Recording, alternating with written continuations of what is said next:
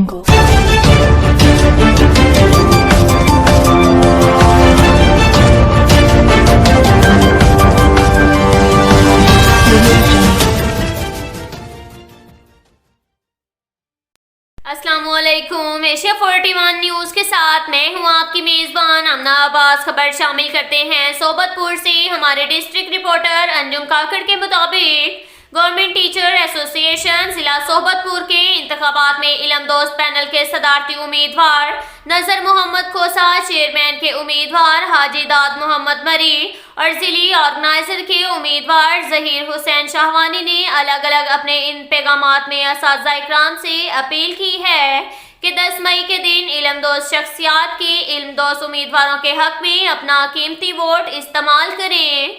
जिनका इंतखाबी निशान तख्ती है, तख्ती के निशान पर मोहर लगाकर इल्म दोस्त पैनल को कामयाब करवाएं। इल्म दोस्त पैनल की कामयाबी असातिज़ा इकराम की कामयाबी है।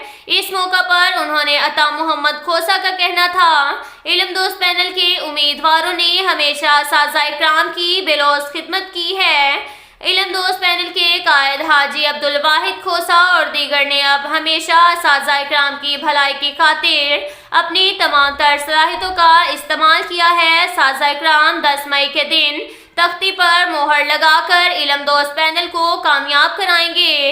इल्म दोस्त पैनल की कामयाबी जिला सोबतपुर के असातिज़ा इकराम की कामयाबी है। अब तक के लिए इतना ही काफ़ी है। मिलते हैं अगले बुलेटिन में, हमारे साथ रहिएगा। अल्लाह हाफिज।